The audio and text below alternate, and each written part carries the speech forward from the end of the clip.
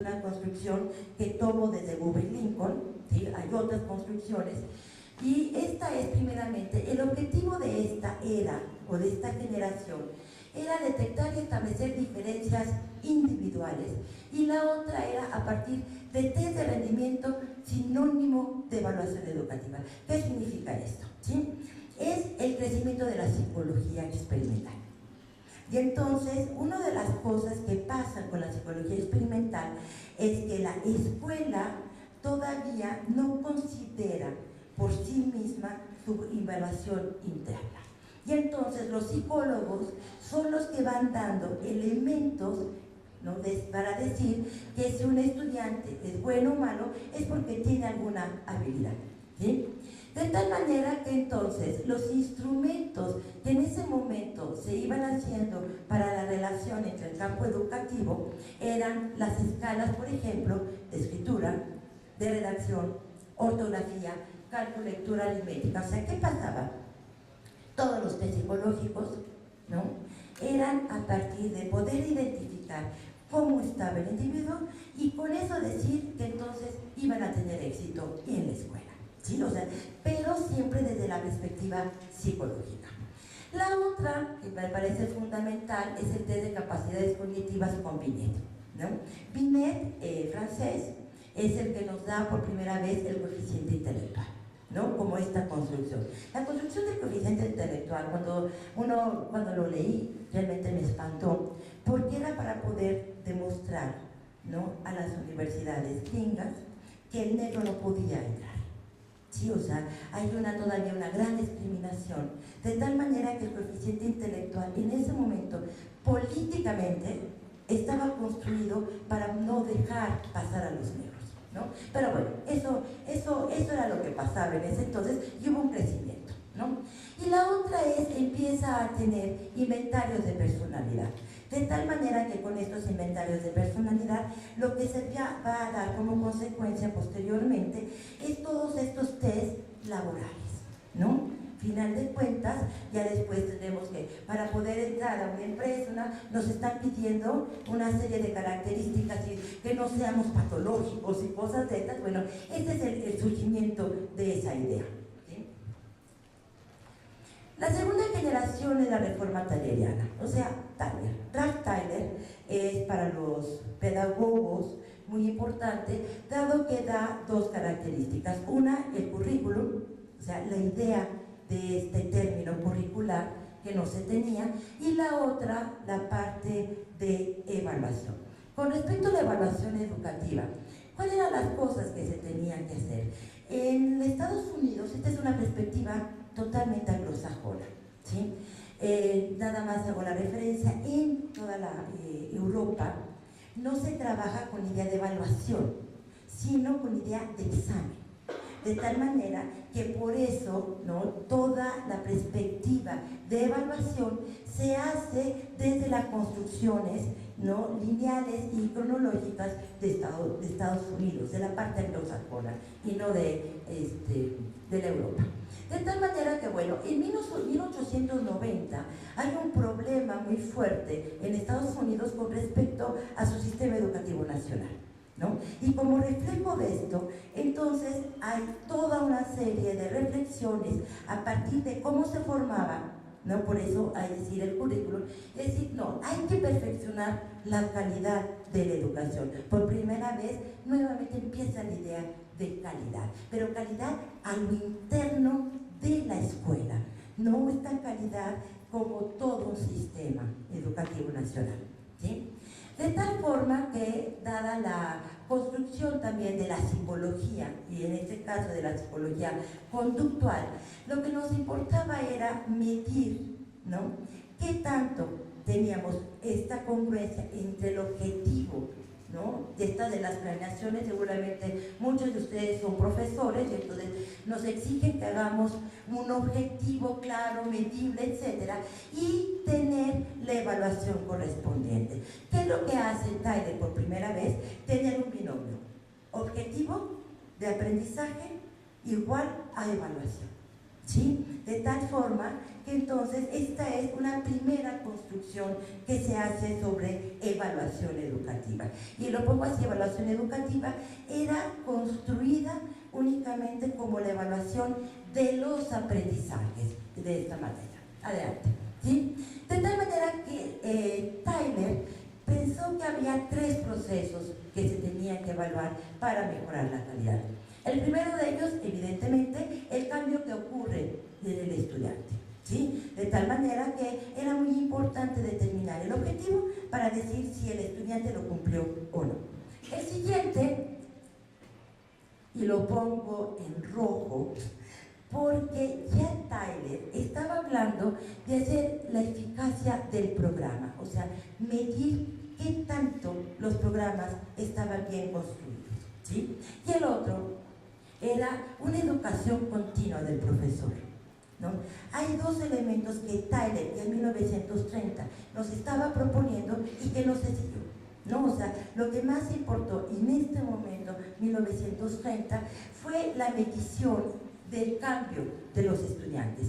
Las otras 2 se fueron dejando al olvido totalmente.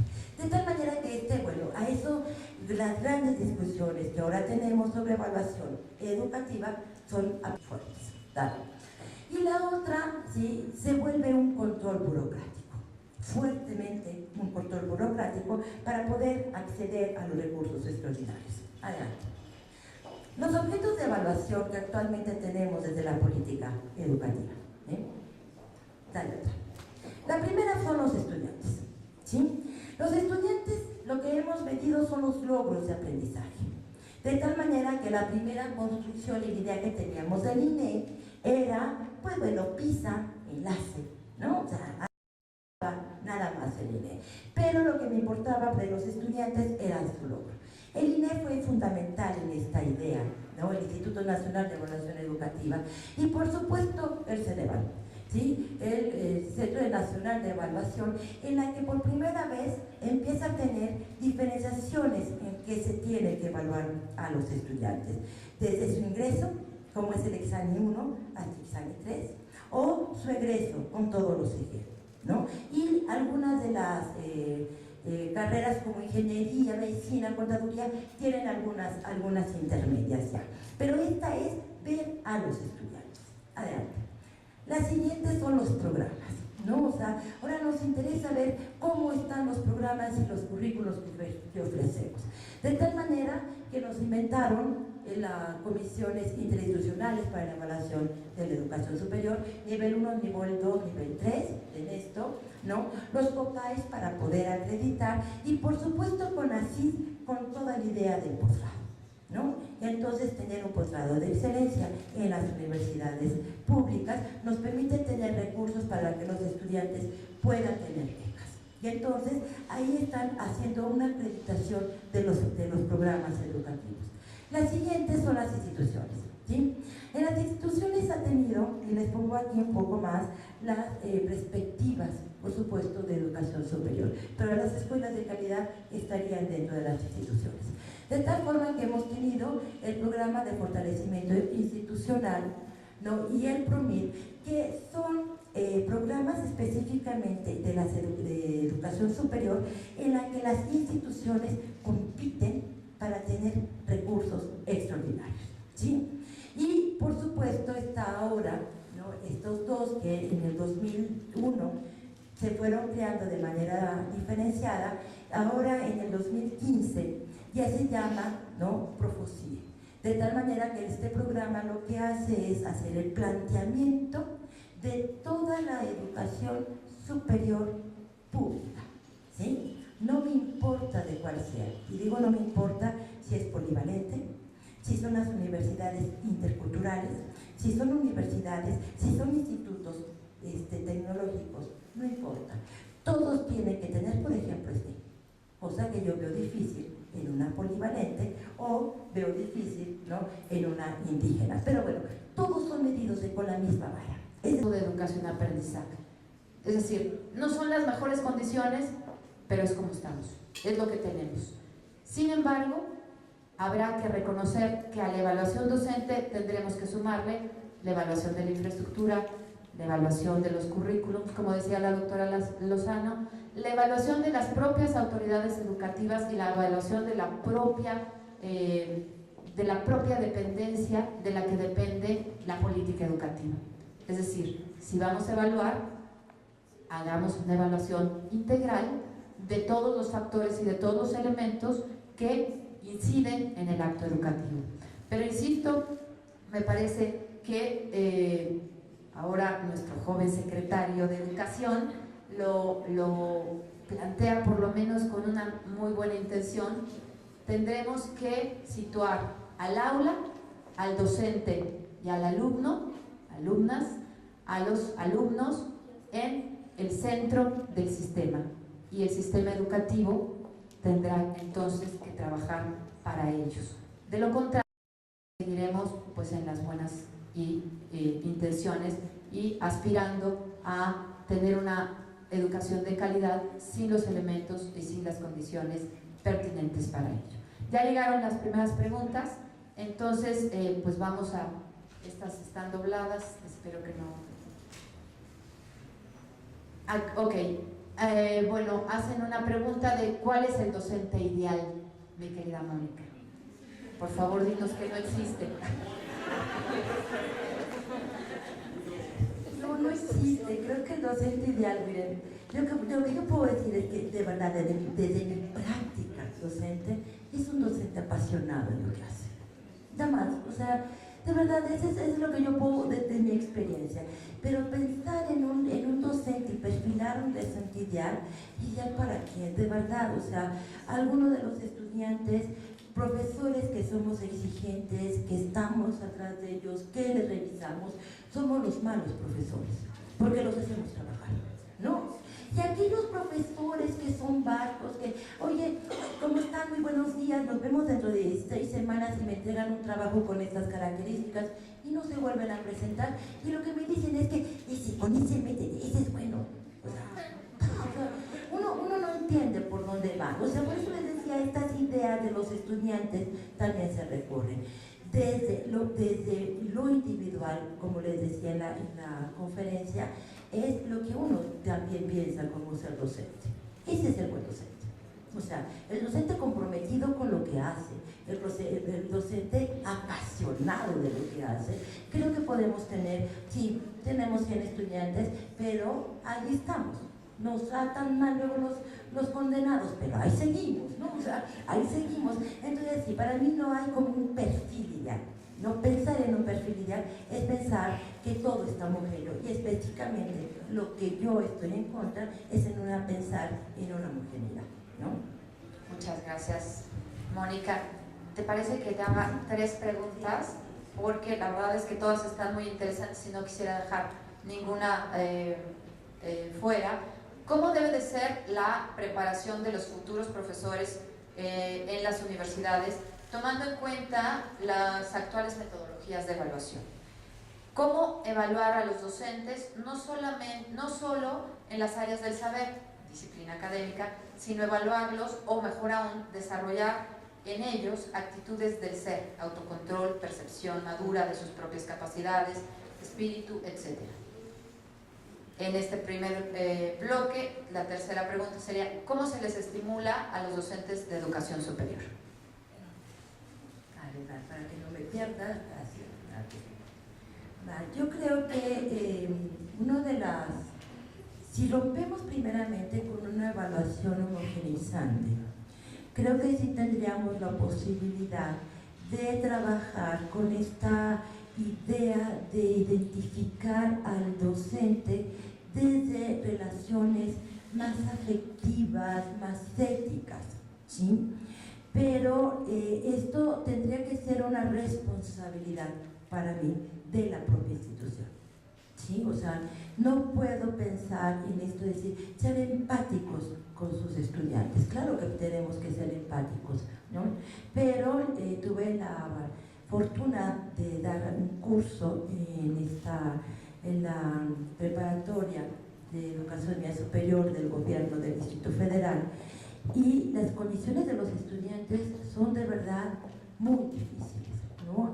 Estudiantes que a punta de balazos obtuvieron el 6 para poder acreditar la secundaria, ¿no? O sea, son, por más que uno quiera a veces como tener esta empatía, también los estudiantes vienen con un problema fuerte que no podemos, ¿no? De a veces poder tener, la escuela no tiene luego esa capacidad para hacerlo. De tal forma que, o sea, en la propia institución tendría que estar trabajando esta área con los docentes y con los estudiantes, si no, creo que no podríamos hacer. Evidentemente, la capacitación de cómo trabajar con estudiantes con ese tipo de problemas tendrían que estar, ¿no? O sea, no es fácil. O sea, pero si se fijan, no es un problema de la evaluación, es un problema de organización institucional, ¿no? Que hay que promover para que esto se resuelva, ¿no? Pero bueno. Luego, la otra pregunta que tiene que ver con las cuestiones de las metodologías de evaluación. Evidentemente, para tener indicadores de la evaluación, o sea, indicadores evaluativos de todo el sistema educativo nacional, es evidente que tenemos que homogeneizar algunos indicadores. El problema es la toma de decisión de esos indicadores, ¿no? O sea, decir, aquel que no haya sacado 10, ¿no? Entonces no te voy a estimular. Cuando de verdad, o sea, a veces en lo personal, los estudiantes de 10 luego no son los mejores profesionistas, ¿no? Son esos, el de 8 que tuvo que sobarse de otra manera, ¿no? Para poder aprender, es el mejor, o sea, es el mejor profesionista, es el que responde a veces más. De tal manera que aquí entonces estamos con un problema de la nota. Si la nota realmente me está midiendo el aprendizaje. Y entonces esa es una condición importante que tendríamos que ver dentro de una metodología de evaluación. O sea, las metodologías cualitativas evidentemente no van a dar indicadores, ¿no? Pero sí me dan respuestas áulicas que a la institución le pueden funcionar para mejorar desde la institución sus prácticas docentes, ¿no? O sea, desde ahí. Y luego, ¿cómo esto se estimula en la educación superior? La que yo tengo muchísimo más referencia de los estímulos de educación superior son desde lo público, ¿no? Ahí he trabajado muchísimo más que en la parte de particular. En las particulares que he trabajado, pues lo único que me daban era mi sueldo y ¿ya? Hasta ahí, nada más, ¿no? Y no, en esas no me daban gratificación, pero sí, felicitaciones, hiciste bien tu trabajo, ¿no? Pero en las universidades públicas, cada una de ellas va teniendo sus propias políticas de evaluación. Lo que les comentaba era esta cuestión de estímulos, ¿no? Los estímulos docentes que se fueron creando aproximadamente en los 90, dado que no había, ¿no?, un incremento salarial, entonces inventaron la idea de los estímulos, ¿no? Y con esta, las becas de desempeño. Esa es una. Hay otro tipo de estímulos docentes, por ejemplo, la pedagógica es una universidad muy generosa en ese sentido. A mí me pagan por dar docencia, ¿no? Pero también me fomentan la docencia. Y entonces también yo tengo un fomento a la docencia, ¿no? Entonces pues me da un plus. O sea, cada institución va teniendo sus propias reglas, ¿sí? Para poder hacer un estímulo. Pocas instituciones tienen esta evaluación del quehacer docente, ¿no? Y ahí tenemos problemas fuertes en el quehacer docente. Por ejemplo, la Facultad de Medicina ha hecho un instrumento y una validación de su propia evaluación docente muy interesante, ¿sí? Pero ojo, es una sola carrera. Cuando tenemos una evaluación docente, por ejemplo, en mi caso de la Facultad de Filosofía y Letras, en la que nos miden de la misma manera, sin importar la modalidad, entonces estamos teniendo problemas con ese instrumento, ¿sí? Pero no tenemos, hasta en este momento que yo sepa, los resultados de la evaluación de la práctica docente que hacemos en aula repercuta, por ejemplo, a mi sueldo, ¿no? Hasta ahí todavía tengo pocos datos que poder decirles, ya tengo estas universidades, pero algunas ya van por ahí, ¿eh? O sea, el resultado de la evaluación de la opinión de los estudiantes repercutirá en el sueldo o en el estímulo en este caso.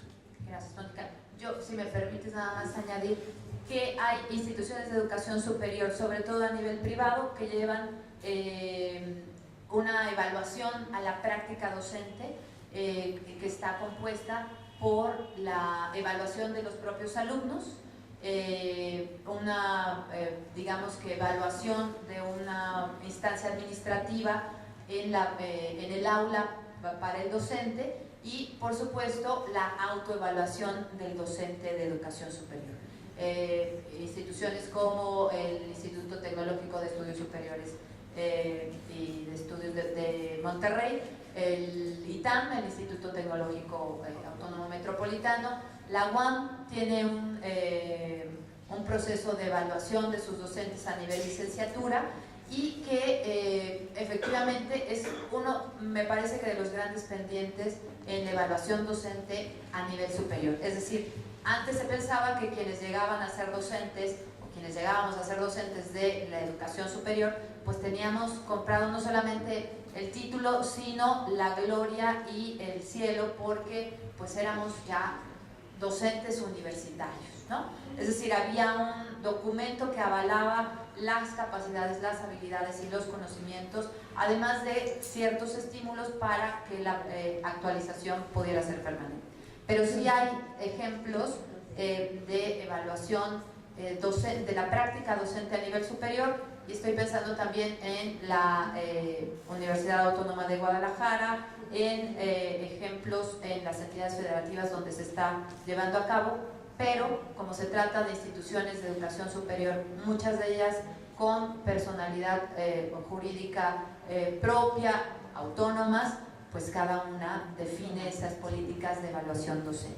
Yo quisiera nada más, una de las cosas que son muy interesantes de esta de la evaluación docente, hay un texto, ahorita no lo recuerdo, pero miren, ya se los pasaré después. La idea de la evaluación docente en educación superior fue trabajada en primera instancia desde el Ibero, por ejemplo, ¿no? O sea, la Ibero, y fue la Ibero, un texto del Ibero, que hace una recopilación de por dónde va la evaluación docente, ¿no? Entonces, sí hay una construcción desde la evaluación particular la que está haciendo.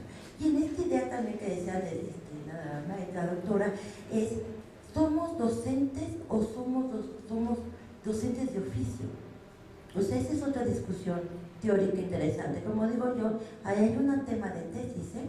O sea, hay temas de tesis que dar, o sea, luego uno dice, no tengo tema de tesis, o sea, no es la misma idea de este docente, de formación, de una cuestión de habilidades generales, de cultura general, a un docente que estamos haciendo de oficio, ¿sí? Que entonces ahí también tendríamos que construirnos de manera distinta en nuestras propias evaluaciones. Y bueno, otro paquete de preguntas. ¿Cuáles son los parámetros e indicadores para el desempeño docente a nivel superior? Ya digamos que se respondió, espero. ¿Cuál es la perspectiva de la evaluación docente desde la institución pública? Y dentro de la evaluación docente, el manejo del idioma inglés es esencial. ¿Qué pasa con los profesores que no tienen formación del mismo? Otra pregunta más, ¿es posible evaluar las habilidades y aptitudes docentes a través de un examen escrito? ¿Qué relevancia tiene la práctica docente en este sentido? Son las dos primeras. ¿Sí? En aquí estamos teniendo, o sea, los parámetros de indicadores para el desempeño docente a nivel superior.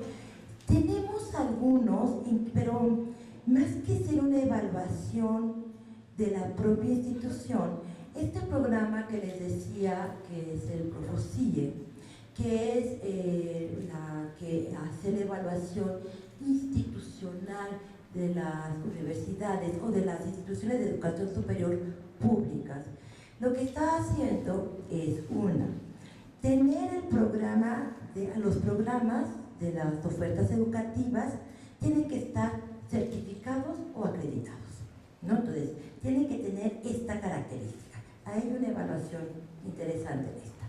Luego, estos programas, a su vez, dicen que deben de tener cada programa una idea de evaluación docente, ¿sí? Que entonces están medio obligando a las universidades públicas a tener esta idea, ¿no? Ojo, algunas lo hacen de manera obligatoria para que los estudiantes, si no hiciste la evaluación, no te puedes inscribir. Y hay otras en las que es si quieres, todavía, ¿no? Entonces, pero con esto las universidades dicen, mira, aquí está mi instrumento, ¿no? Y entonces es esta.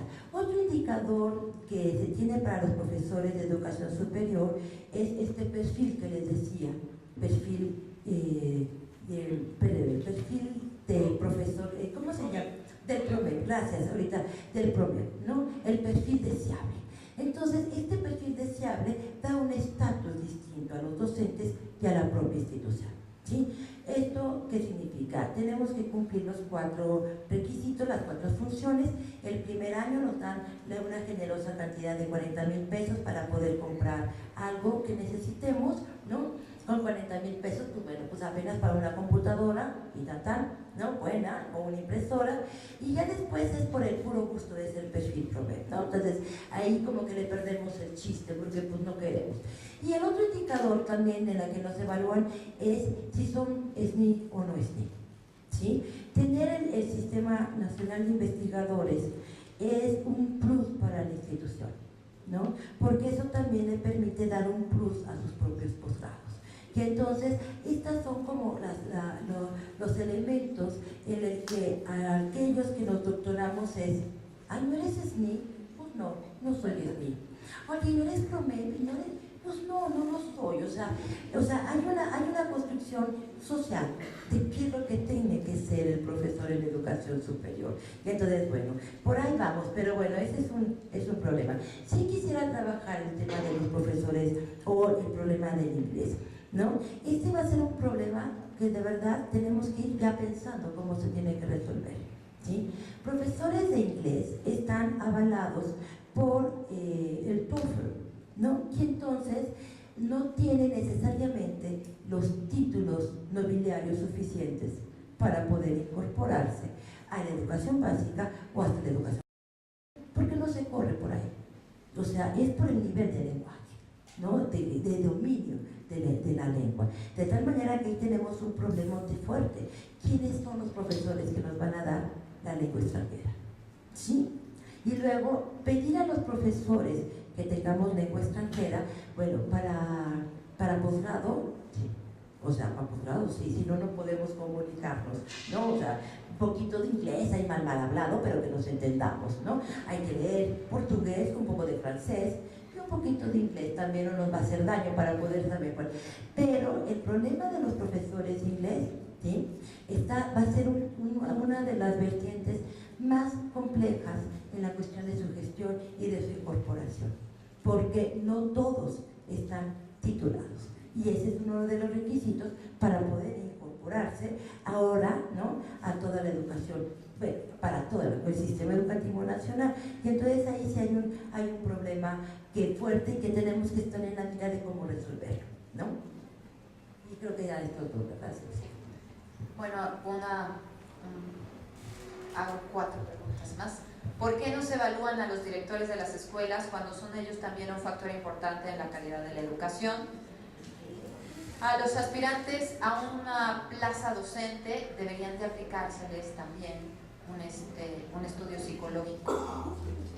Pues es una pregunta, pero yo podría decir que debería ser una afirmación.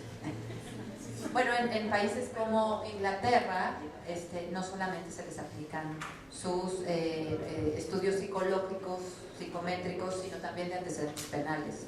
Es decir, después tenemos frente a aula a muchos personajes que no deberían de estar. Durante su proceso y experiencia docente, doctora Luzano, ¿cómo relaciona la educación continua por lo que ha pasado usted con el cambio ocurrido en sus alumnos? Y finalmente, ¿existe una formación o deformación evaluativa? Esa está bien interesante, la de la deformación. Yo soy deformada. Yo les digo que hay que deformar a mis estudiantes, ¿no? Primeramente, ahorita el tema que yo abordé, si se llegan, lo centré en la evaluación docente, ¿no? porque igual podemos, como decías, la evaluación de los estudiantes, bueno, esa es otra, y podríamos tardarnos también, no 1 hora, sino 2, porque bueno, es un tema de estudio y entonces me encanta, ¿no? Pero la propia reforma está teniendo ya también el perfil del director y de este técnico pedagógico, ¿no? Y del supervisor. O sea, no es únicamente la reforma educativa que nos está planteando, ojo, habría que, si a alguien le gusta las cuestiones políticas, saber que es una reforma no educativa, porque esto parece más una reforma de ingreso, ¿no? De cómo obtener, ¿no?, una base en la educación pública, que es diferente, ¿no? O sea, ahí podríamos tener buenas discusiones y cosas que decir.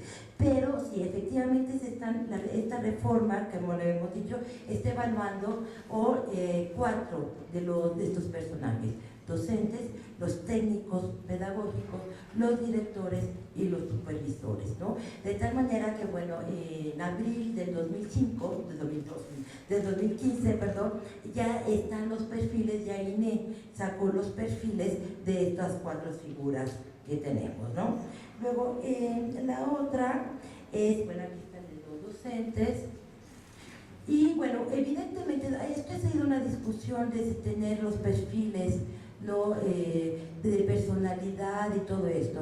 Esto sí ha sido un debate fuerte, ¿no?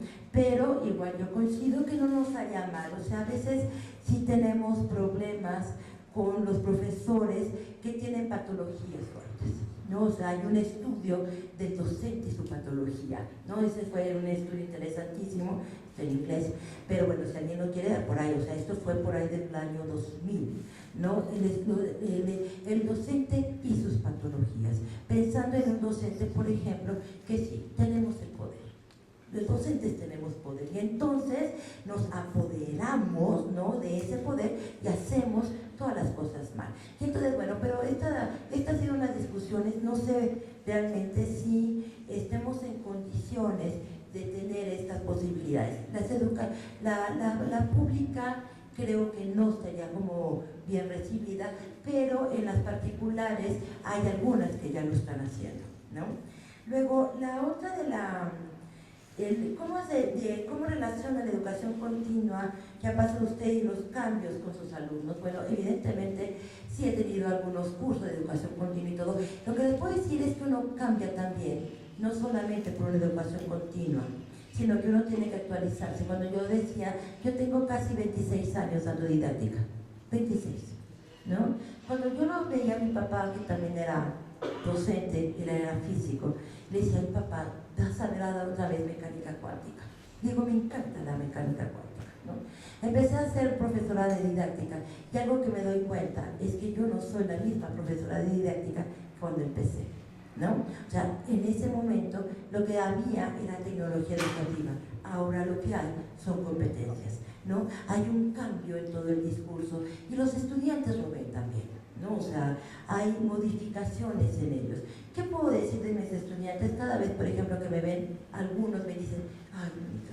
Lo único que o sea, entre otras cosas que recuerdo es, ¿cómo va tu tesis? ¿Cómo va tu tesis? No, sí, es una cosa recurrente. Un estudiante que no se titula, para mí, es que entonces fallamos como docentes también. Tenemos que enamorarlos a que también terminen eso, ¿no? Entonces, bueno, esa es una vocal de los elementos. Existe una formación o una deformación evaluativa. Yo creo que hay, más que deformar o evaluar, tendremos que estar pensando desde dónde se está hablando de la evaluación, ¿sí? Todo puede ser evaluado, ¿sí? Todo podemos tener distintas miradas, y entonces cuando yo escucho a mis compañeros, es que eso no es evaluación. A ver, esto que estamos viviendo es un tipo de evaluación, con un enfoque determinado para poder hacer evaluación. Entonces no hay una evaluación o una deformación de la evaluación, únicamente que se le ha puesto una mirada desde la política evaluativa, que podemos estar de acuerdo o no, ¿sí? Yo en lo personal no estoy de acuerdo, pero es una forma de evaluar, y entonces desde ahí hay que entenderla. desde ahí hay que analizarla para poder dar otros brincos, ¿no? Otras formas de evaluar. Como decías, estos modelos de triangulación. Ahora el modelo de 360 grados, me parece que ya vamos teniendo como ideas más claras de ese modelo. Modelos democráticos también, ¿no? O sea, hay otras formas de cómo evaluar, pero la actual es una mirada, una perspectiva y una idea de toma de decisiones que está. ¿No? Muy bien. Pues con esto concluiríamos la ronda de preguntas y respuestas. Yo quisiera concluir la presentación de la doctora Lozano diciendo que a este tipo de evaluaciones faltaría también una evaluación fundamental que nos cuesta mucho trabajo realizar y que desde posiciones de poder como es la posición del docente les cuesta o nos cuesta mucho más trabajo. Y me refiero a la autoevaluación. Es decir, la autoevaluación es quizá la más dura y la más cercana a la construcción de realidades diferentes, sobre todo en los espacios educativos. Yo le pediría al maestro Roberto Moreno que nos acompañara como, pues a dirigirnos unas palabras para dar conclusión a este evento.